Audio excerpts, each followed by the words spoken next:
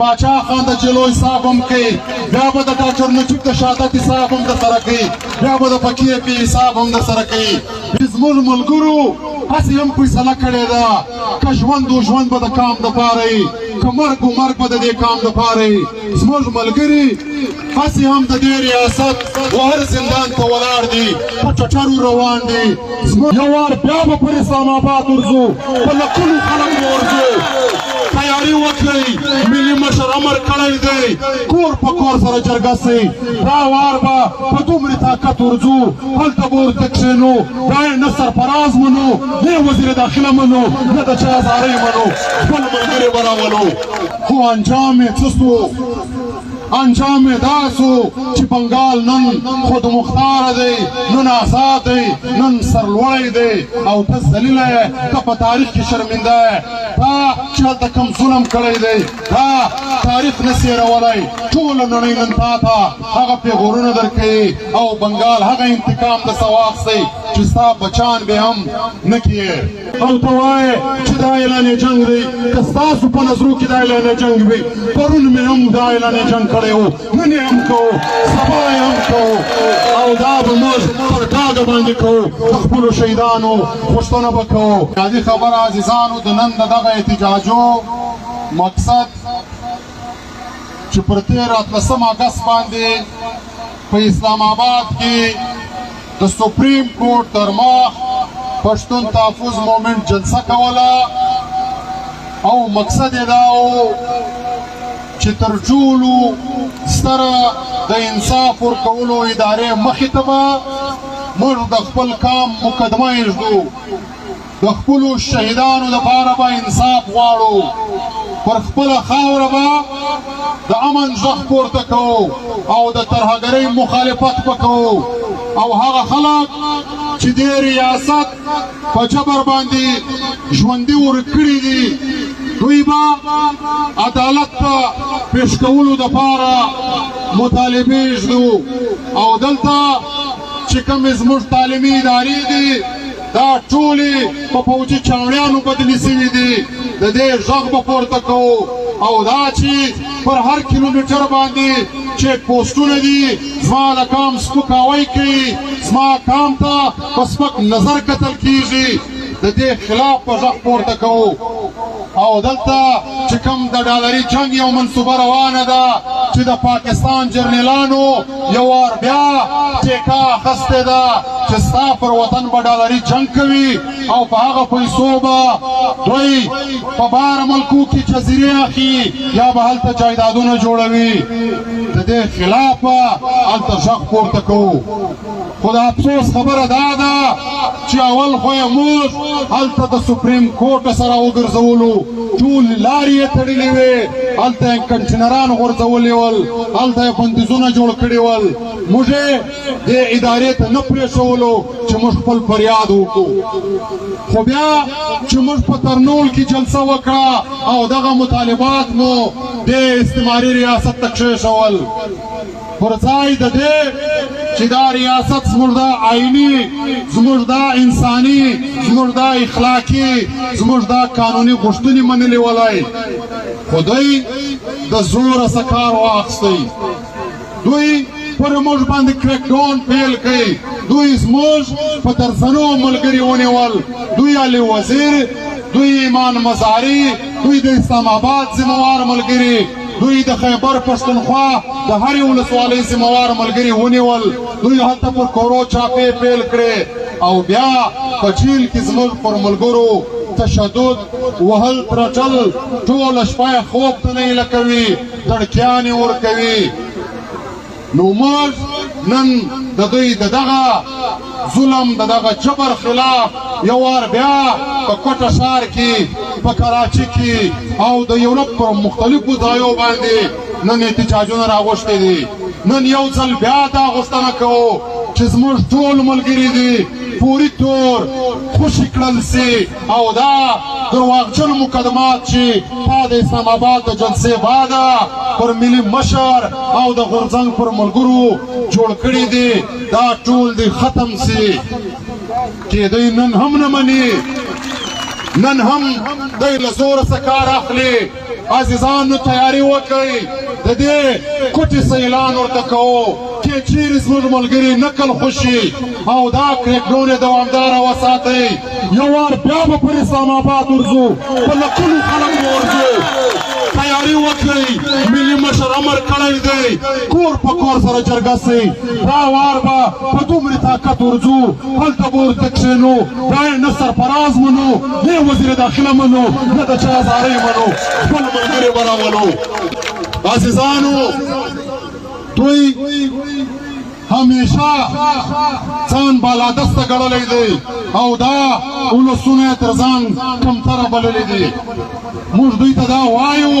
چې تاسو بنګالیان هم تر ځان کمتره بللي ول تاسو بنګالیانو ته خپل حقوق نه ورکول تاسو د بنګالیانو آئیني او قانوني حقوق نه تسلیمول تاسو پر بنګالیانو باندې د ظلم د جبر د لارې خپل زور مسلط کړی و خپله خبره مو په منله خو انجام یې څه سو انجام یې دا سو چې بنګال نن خودمختاره دی نن آزاد دی نن سرلوړی دی او ته ذلیله یې ته په تاریخ کې شرمنده یې تا چې هلته کوم ظلم کړی دی دا تاریخ نسي هېرولی ټوله نړۍ نن تا ته هغه پیغورونه درکوي او بنګال هغه انتقام درڅه واخیستی چې ستا بچان به هم نه کیې نو تاسو یو ځل بیا دا پښتون کام دې ته مجبوره کوئ چې پښتون کام د خپلواکۍ فیصله وکړي خو موږ دا خبره ورته کوو چې دا یو چانس لا درکوو پښتون کام د مجبوره کېدو تر مخه تاسو یو ځل د دې کام تاریخ در واخلئ تاسو یو ځل هغه تاریخ وولولئ چې دلته رنجیت سنګ راغلی و بیا د رنجیت سنګ انجام څه شو دلته چې لاکو راغلی و بیا د لاکو انجام در واخله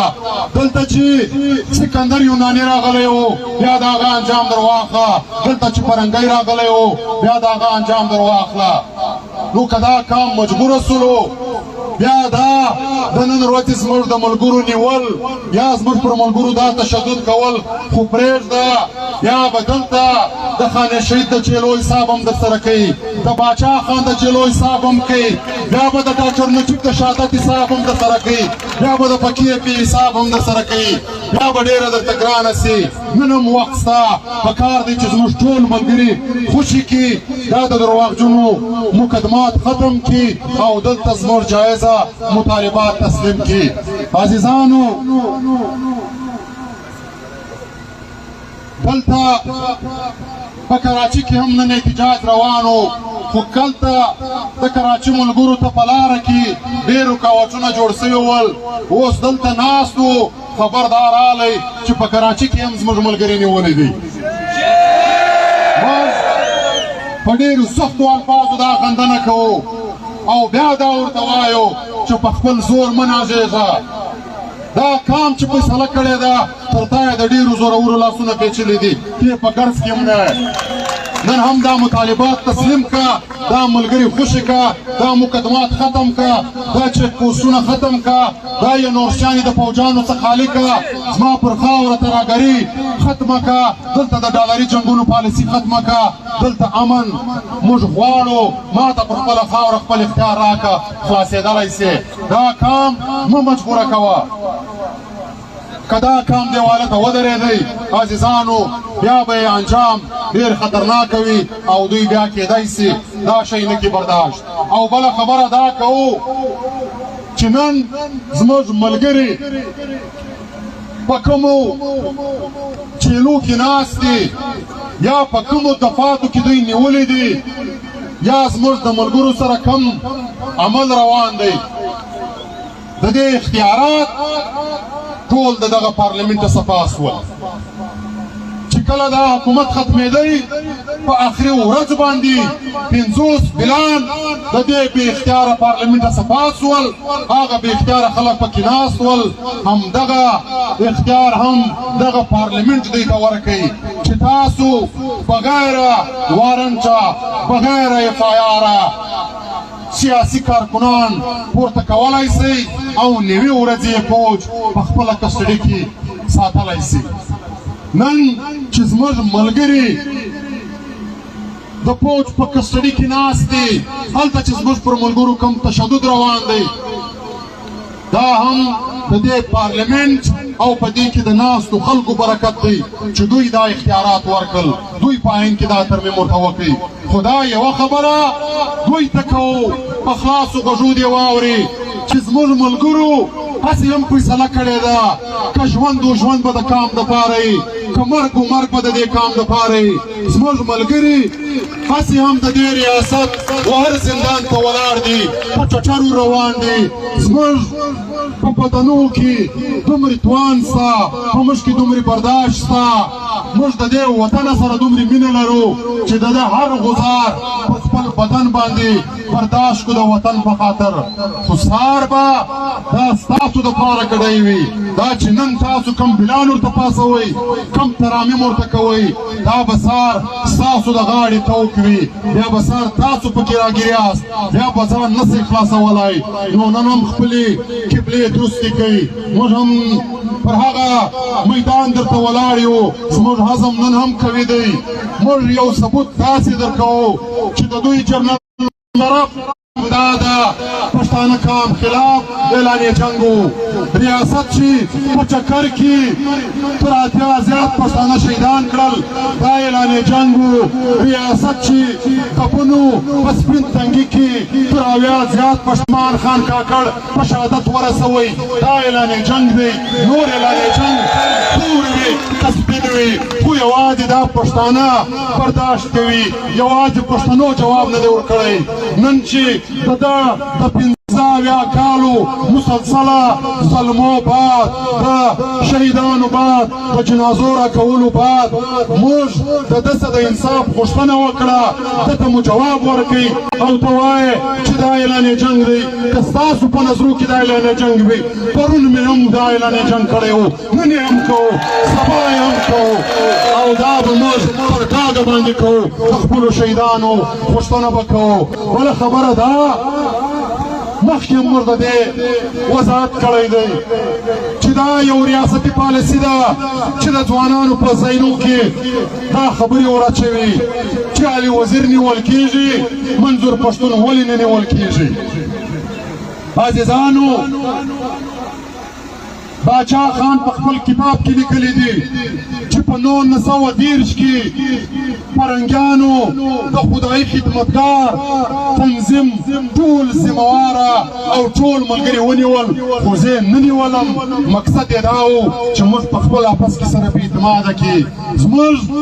د ځوانانو په ذهنو کې دا سوالونه ور واچوي دا باچا خان په خپل کتاب کې لیکلی دي او بله خبره ده چې دا هماغه ریاست دی هغه یې پالیسي ده چې کله منظور احمد پښتون گرفتاره سو په ډېره اسماعیل خان په جیل کې دی بند و په هغه ډېره اسماعیل خان په جیل کې زموږ جلسه وله په هغه اف آی آر کې علي وزیر هم ولو خو علي وزیر په هغه ډېره اسماعیل خان کې د جلسې دپاره کمپلین کوئ دوی نه نیوئ په هغه اف آی آر کې بیا منظور پښتون په جیل کې اچولی و او بیا چې په کراچي کې علي وزیر په کوم اف آی آر کې بند و په هغه اف آی آر کې د مشر منظور احمد پښتون نوم هم ولو خو مشر په کراچي کې یوه میاشت په درنه کې ناست ولو دوی مشر نه نیوئ علي وزیر په هغه اف آی آر کې نیولی و دا د دوی هغه د فرنګي د وختو چال دی چې نشاندهي یې باچا خان په خپل کتاب کې کړې ده هماغه تسلسل را روان دی او دا چې څوک زموږ د ځوانانو زموږ د ملګرو په ذهن کې دا منګړته سوالونه ورچوي دا هم د ریاست پالیسي ده دا هم د ریاست په کینه باندې دغه عمل روان دی نو عزیزانو موږ په دې باندې ډېر کلیر یو د ولي خان سره یو چا پوښتنه وکړه چې موږ به دا څنګه معلوموو چې کوم تحریکونه او کوم لیډران د کوم په ګټه کې دي د کوم اصل لیډران دي د کوم اصل تحریکونه دي او کوم د ادارو دي نو ولي خان ورته وویل